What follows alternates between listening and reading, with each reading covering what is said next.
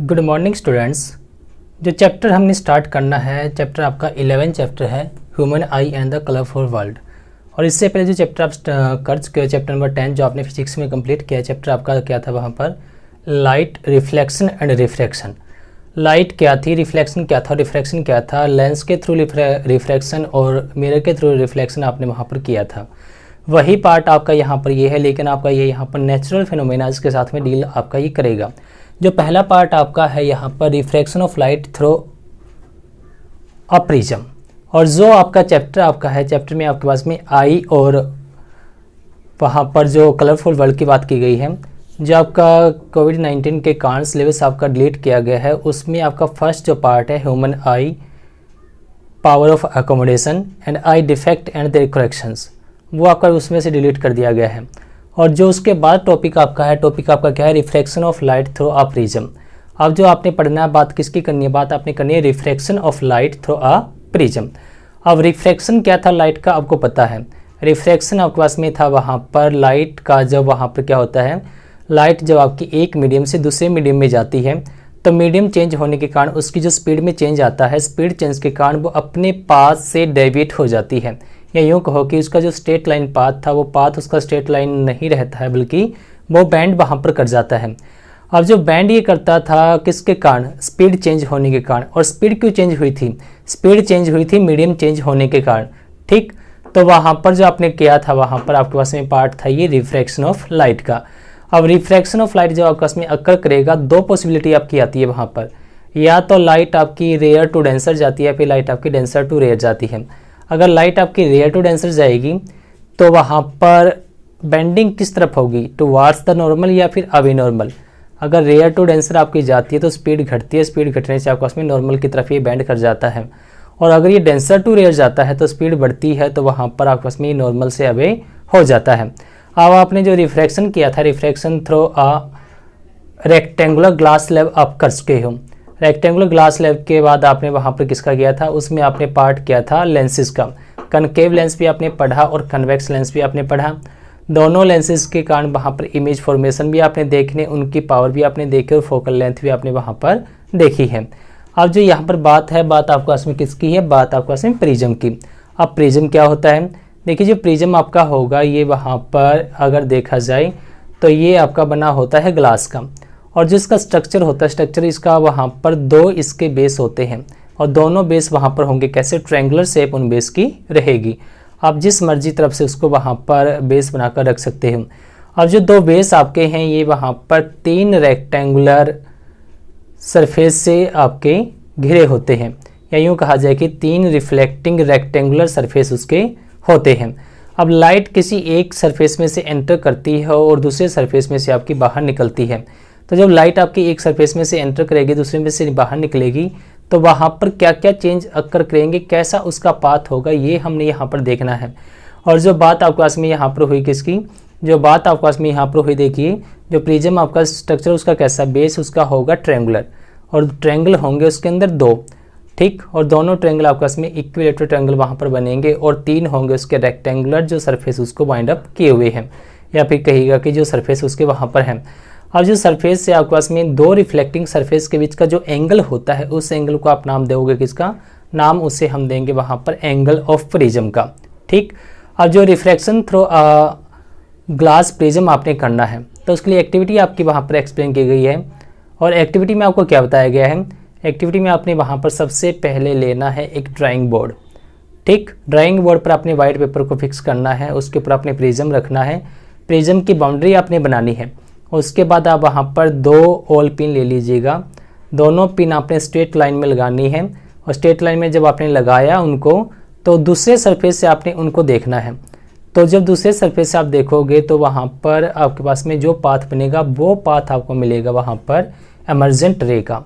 ठीक, तो जो यहाँ पर आपके पास में बात है, बात आपकी है प्रिज्म को लेकर।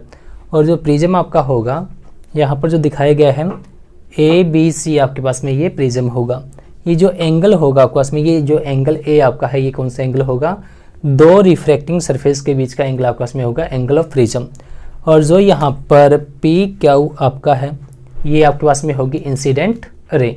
अब जब इंसिडेंट रे आपकी है पी क्यू, यहाँ पर पी और क्यू पर आपने लगाए थे दो वहाँ पर पिन, इनको आपने देखा था इस सरफेस से जो आर और एस पर आपके पास में पिन लगे हैं, और जो आपके पास में पाथ बना वो पाथ बना ई से लेकर एफ तक का।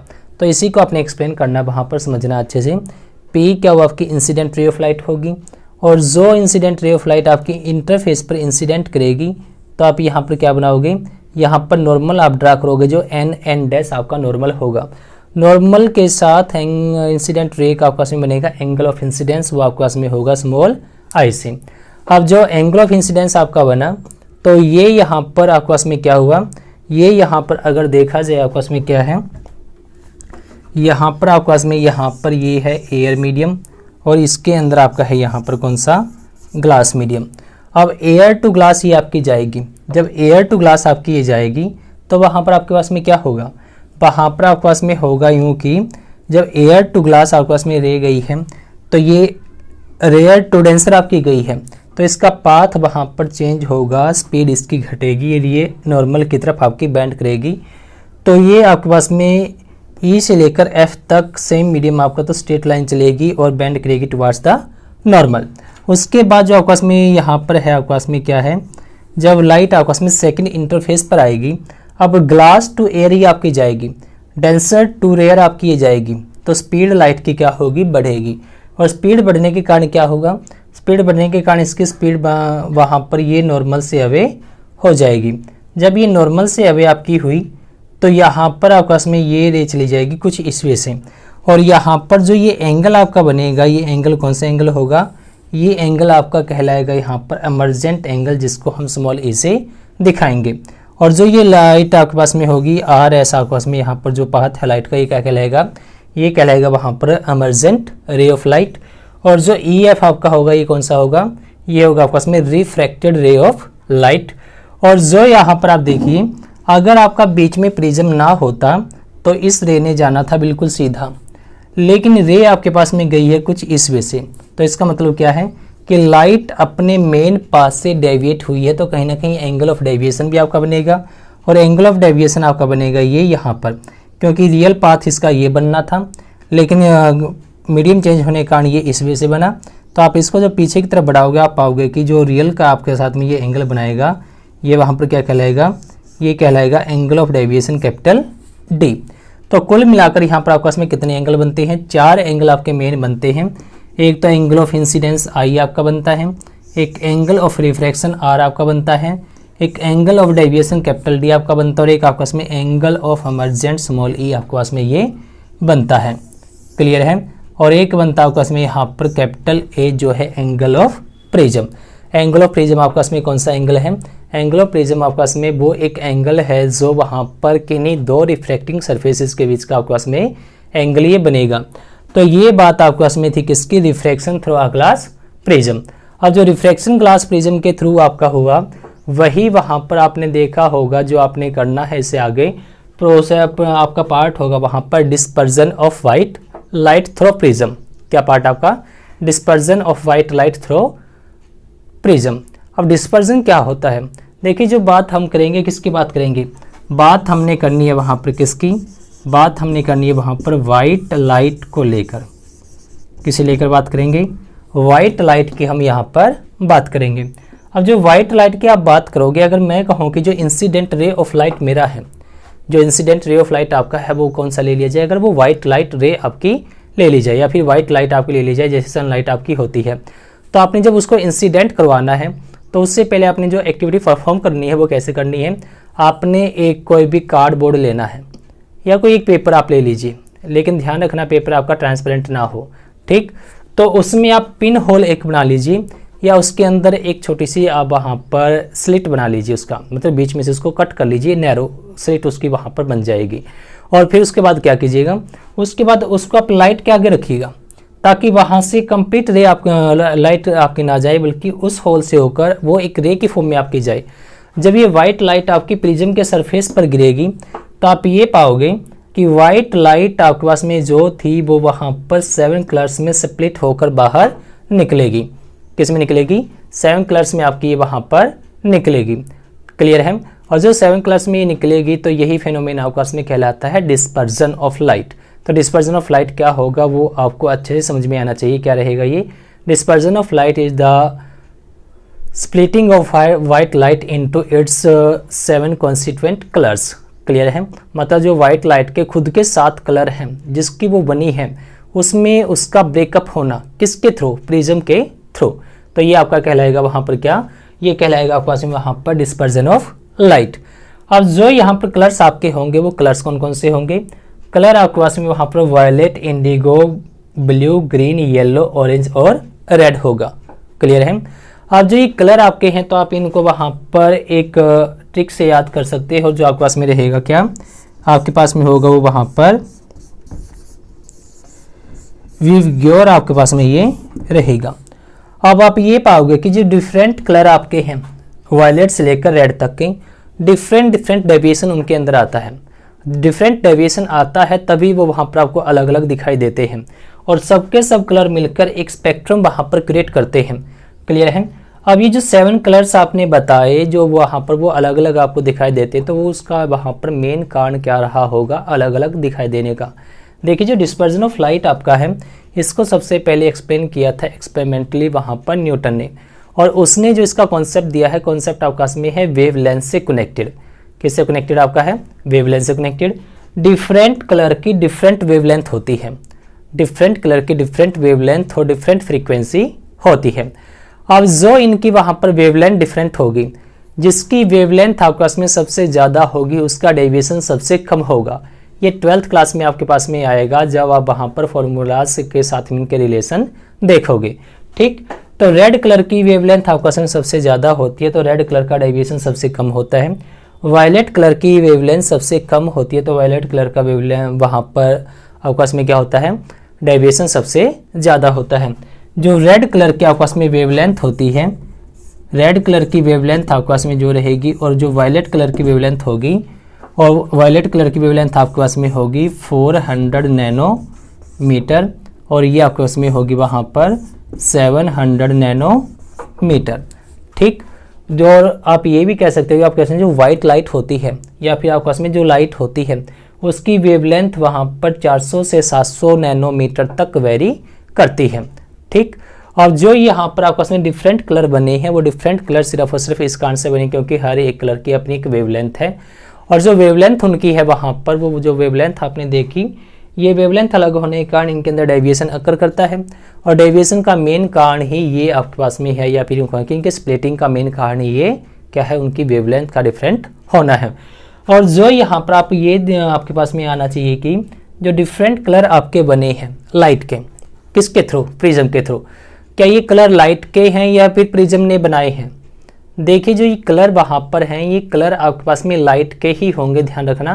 प्रिज्म का तो सिर्फ वर्क है उन कलर्स को अलग अलग एंगल से डेविएट करना, क्योंकि उनकी फ्रीक्वेंसी वेवलेंथ अलग है, उस कारण से प्रिज्म उनको अलग अलग एंगल ऑफ डेविएशन से डेविएट करता है। लेकिन वहाँ पर ये इसका मतलब है नहीं कतई वहाँ पर कि आपके पास में क्या है? आप ये सोचो कि जो प्रिज्म से लाइट बाहर निकली वो आपके पास में वाइट 7 कलर्स की थी और इंसिडेंट आपके पास में एक सिंगल वाइट कलर वहाँ पर था, तो इसका मतलब ये मत समझना कि प्रिज्म ने उसको वहाँ पर कलर किया है। प्रिज्म ने उसको कलर नहीं किया, ध्यान रखना। लेकिन ये कलर है आपके पास में वाइट लाइट का ही, क्योंकि वाइट लाइट आपके पास में 7 कलर्स का ही कॉम्बिनेशन होती है। और इसके लिए जो एक्सपेरिमेंटली वहाँ पर न्यूटन ने शो ऑफ किया उसमें उसने क्या किया? उसने वहाँ पर उसमें 2 आइडेंटिकल प्रिज्म्स को ले लिया, एक को उसने वहाँ पर सीधा रखा और दूसरे को उल्टा रखा, और फिर इस फेनोमेना को उसने एक्सप्लेन किया है। इसमें देखिए जो आपने करना है, अब 2 आइडेंटिकल प्रिज्म आप लेकर चलिएगा। पहला प्रिज्म करेगा डिस्पर्जन और उसके बाद डिस्पर्स्ड लाइट को आप दूसरे प्रिज्म पर डाल दीजिएगा, और यहाँ से जो लाइट आपको मिली वो सिंगल लाइट आपको मिलेगी। न्यूटन ने ये वहाँ पर एक्सपेरिमेंटली वेरीफाई किया, तो वहाँ से आपके पास में जो कंक्लूजन निकलता है, न्यूटन ने जो एक्सपेरिमेंटली प्रूव किया वो क्या किया है? वो उसने ये प्रूव किया है कि जो आपके पास में लाइट इंसिडेंट हुई वो वाइट लाइट थी, और जो यहाँ से लाइट एमर्जेंट आपकी हुई वो भी वाइट लाइट थी। तो कुल मिलाकर आपके पास में कंक्लूजन क्या आता है? कंक्लूजन आपके पास में ये आता है कि जो 7 कलर्स हैं वो वाइट लाइट के हैं, ना कि प्रिज्म उनको बनाता है। प्रिज्म सिर्फ करता है क्या? स्प्लिटिंग उनकी करवाता है। डिफरेंट कलर के डिफरेंट वेवलेंथ होने के कारण वहाँ पर ये स्प्लिटिंग होती है। तो लाइट क्योंकि उसने वहाँ पर क्या किया, जो प्रिज्म उसने दो आइडेंटिकल प्रिज्म्स लिए, पहले प्रिज्म को उसने वहाँ पर सीधा रखा और दूसरे को इन्वर्ट उसको कर दिया गया, ताकि जो प्रोसेस ये करेगा उसका रिवर्स इसने किया, इसने स्प्लिटिंग की और इसने वहाँ पर उनको कंबाइन करके वहाँ पर वाइट लाइट में कन्वर्ट कर दिया। तो कंक्लूजन आपके पास में यही आता है यहाँ से निकल के कि वाइट लाइट आपके पास में 7 कलर्स की बनी है। अब इसके बाद जो आपके पास में वहाँ पर कॉन्सेप्ट आता है किसका, आपने देखा होगा रेनबो फॉर्मेशन। क्या देखा आपने? रेनबो फॉर्मेशन, जो एक नेचुरल फेनोमेना आपके पास में अक्कर करती है। और अब आप ध्यान दीजिएगा कि रेनबो फॉर्मेशन कब होता है। आपने देखा होगा ये तब होता है जब वहाँ पर बारिश होती है। ठीक, जब वहाँ पर आपके पास में क्या होता है, जब वहाँ पर बारिश होती है, तो बारिश के बाद ही ये क्यों अक्कर करता है, इसके बारे में कभी आपने सोचा है या नहीं सोचा है? अब देखिए, बारिश के बाद ये इसलिए अक्कर करता है क्योंकि बारिश जब होती है आपकी, जब वहाँ पर रेनफॉल होता है, ठीक, तो वहाँ पर एटमॉस्फेयर के अंदर क्या हो जाता है, छोटे छोटे वाटर ड्रॉपलेट्स आपके अवेलेबल होते हैं। क्या होते हैं? टीनी वाटर ड्रॉपलेट्स वहाँ पर हैंग आउट करते हैं या फिर अवेलेबल आपके एटमॉस्फेयर में होते हैं। अब वो ड्रॉपलेट क्या होते हैं, वो ड्रॉपलेट वहाँ पर वर्क करते हैं प्रिज्म का, क्योंकि आपके पास में जो रेनबो फॉर्मेशन है उसके अंदर 7 कलर्स आपके पास में होते हैं। ठीक, तो जो प्रिज्म का ये वर्क करेंगे तो फिर वही फिनोमेना उसके अंदर यानी रिफ्रैक्शन आपके पास में अक्कर उसके अंदर करेगा। तो एक टीनी ड्रॉपलेट जो आपका होगा वो सिंगल प्रिज्म का वर्क करेगा, सबके सब ड्रॉपलेट वहाँ पर ऐसा ही वर्क करेंगे और ये वहाँ पर रेनबो फॉर्मेशन का कॉन्सेप्ट आपको देंगे। और फिर वहाँ पर आपके पास में क्या रहेगा, ये एक और बात आपने देखी होगी, रेनबो फॉर्मेशन जब भी होता है ये उस साइड होता है जिस साइड आपका सन अपोजिट डायरेक्शन में होता है। मतलब सन अगर आपका बैक साइड में है तो रेनबो आपको मिलेगा फ्रंट में, अगर फ्रंट में आपका सन है तो आपको रेनबो फॉर्मेशन मिलेगा बैक साइड में। ठीक, तो ऐसा क्यों? ऐसा सिर्फ इसलिए क्योंकि लाइट इंसिडेंट होना उस पर बहुत ज़रूरी है। अब देखिए, जो आपके पास में बात होगी किसकी, अगर मैं कहूँगी आपके पास में वहाँ पर एक ड्रॉपलेट ले लिया जाए, क्या ले लिया जाए, एक ड्रॉपलेट आप वहाँ पर ले लीजिएगा और ड्रॉपलेट जो आपके हैं उसको हम स्पेरिकल शेप में कंसिडरेशन में लेकर चलेंगे। ये आपके पास में क्या होगा, ये आपके पास में वहाँ पर होगा रेन से जो आपके पास में वाटर ड्रॉपलेट बना है। ठीक, जो आपके पास में यहाँ पर ये क्या है, वाटर ड्रॉप जो आपके पास में ये बना है। अब इस पर इंसिडेंट क्या होगा, इस पर इंसिडेंट होगी आपके पास में क्या, इस पर इंसिडेंट होगी आपके पास में सनलाइट। वहाँ पर क्या इंसिडेंट होगी, सनलाइट। सनलाइट यहाँ पर देखा जाए तो ये अंदर आपका वाटर है, बाहर आपका एयर है, तो मीडियम आपका चेंज होगा air to water, rare to denser. तो यहाँ पर रिफ्रैक्शन आपका अक्कर करेगा, रिफ्रैक्शन अक्कर करेगा तो लाइट आपके पास में जाएगी कुछ इस वे से, और ये आपके पास में रेड कलर और ये आपके पास में वायलेट कलर वहाँ पर होगा। इसके बाद क्या होगा, यहाँ पर फिर आपका मीडियम चेंज होगा, लेकिन ध्यान रखना यहाँ पर रिफ्रैक्शन नहीं होगा, बल्कि यहाँ पर क्या होगा, यहाँ पर आपके पास में टोटल इंटरनल रिफ्लेक्शन आपके पास में अक्कर करेगा, TIR आपका अक्कर करेगा, total internal reflection. Total internal reflection के कारण क्या होगा, ये आपके पास में यहाँ पर रिफ्लेक्ट कर जाएंगे। उसके बाद यहाँ पर फिर क्या होगा, ये आपका था रेड और ये आपका था वायलेट। अब यहाँ पर फिर रिफ्लेक्शन अक्कर करेगा, रिफ्रैक्शन अक्कर करेगा तो आपके पास में ये रिफ्लेक्ट होकर आ जाएगा इस तरफ और ये रिफ्लेक्ट होकर आपका आ जाएगा इस तरफ, और यहाँ पर आपके पास में होगा नीचे ग्राउंड। तो ये रेड कलर आपका और ये वायलेट कलर आपका। अब जो रेड और वायलेट आपके हैं तो इनका यहाँ पर जो स्पेक्ट्रम बना है यही किसको फॉर्मेशन देगा, ये फॉर्मेशन आपको देगा वहाँ पर रेनबो फॉर्मेशन को। क्लियर है? तो यहाँ पर देखिए रेनबो फॉर्मेशन में क्या हुआ, रिफ्रैक्शन, टोटल इंटरनल रिफ्लेक्शन और फिर रिफ्रैक्शन, साथ में डिस्पर्जन। तो ये सब आपके पास में रिस्पॉन्सिबल है वहाँ पर किसके लिए, रेनबो फॉर्मेशन के लिए। कौन कौन से, रिफ्रैक्शन, डिस्पर्जन और टोटल इंटरनल रिफ्लेक्शन। रिफ्लेक्शन भी आप सिंपली बोल सकते हो, लेकिन टोटल इंटरनल रिफ्लेक्शन अगर बोलोगे तो वो आपके लिए बहुत अच्छा रहेगा उसके कंपैरिजन में। क्लियर है? तो ये कॉन्सेप्ट आपके पास में है वो वहाँ पर किसका, रेनबो फॉर्मेशन का। अगर आपसे एग्जाम में क्वेश्चन पूछ लिया जाए, जनरली पूछा जाता है 1 नंबर में क्वेश्चन आपसे, रेनबो फॉर्मेशन का कॉज क्या होगा, और 4 ऑप्शन आपको मिलेंगे। 4 ऑप्शन में आपके पास में क्या हो, पहला ऑप्शन अगर आपका हो रिफ्रैक्शन, दूसरा आपका हो टोटल इंटरनल रिफ्लेक्शन या सिंपली रिफ्लेक्शन, और तीसरा आपका हो डिस्पर्जन। तो आप वहाँ पर किसको चूज़ करोगे। और साथ में अगर दे दिया जाए ऑल ऑफ दिस, अगर ऑल ऑफ दिस दिया गया है तो ऑल ऑफ दिस आपका अक्कर करेगा वहाँ पर ऑप्शन। लेकिन अगर ऑल ऑफ दिस नहीं दिया गया है तो उन तीन में से आपका बेस्ट ऑप्शन कौन सा होगा। उन तीन में से आपका बेस्ट ऑप्शन होगा टोटल इंटरनल रिफ्लेक्शन, क्योंकि रिफ्रैक्शन और डिस्पर्जन तो आपका अक्कर करेंगे ही करेंगे। लेकिन अगर TIR ना होता तो ये लाइट आपकी वापस नहीं आती, तो उसको क्रॉस ये कर जाती। तो बेस्ट ऑप्शन आपका जो रहेगा वो रहेगा रिफ्लेक्शन या टोटल इंटरनल रिफ्लेक्शन। तो जो आज हमने कवर किया टॉपिक आपका कौन सा है, refraction of light through a glass prism. उसी में आपने देखा क्या, डिस्पर्जन फेनोमेना। और डिस्पर्जन को आपने एक्सपेरिमेंटली वेरीफाई किसने किया है, उसको एक्सपेरिमेंटली वेरीफाई किया है न्यूटन ने। और साथ में आपने देखा रेनबो फॉर्मेशन, जो आपस में एक नेचुरल फेनोमेना है। ये अक्कर कब करती है, ये अक्कर तब करती है जब आपस में वहाँ पर रेनफॉल होता है। आफ्टर रेन आपके पास में ये अक्कर करता है। क्लियर है। और रेनबो फॉर्मेशन का मेन कॉज आपके पास में क्या है, मेन कॉज उसका है वहाँ पर टोटल इंटरनल रिफ्रैक्शन और डिस्पर्जन ऑफ लाइट। क्लियर है। तो इस बात में कन्फ्यूजन नहीं रखना आपने थोड़ा सा भी, कि लाइट आपस में वहाँ पर जब प्रिज्म में से पास करती है तो 7 कलर क्यों बनते हैं उसके, वो इसलिए बनते हैं क्योंकि उसके पास में अवेलेबल होते हैं। हर एक कलर का अपना अलग वेवलेंथ है और हर एक वेवलेंथ आपस में डिफरेंट एंगल ऑफ डेविएशन से डेविएट करती है। सबसे बड़ा ये कार्ड है। क्लियर है। अब जिससे नेक्स्ट पार्ट हम कवर करेंगे, पार्ट हमारा होगा एटमॉस्फेरिक रिफ्रैक्शन का, ये करेंगे हम कल। Thank you.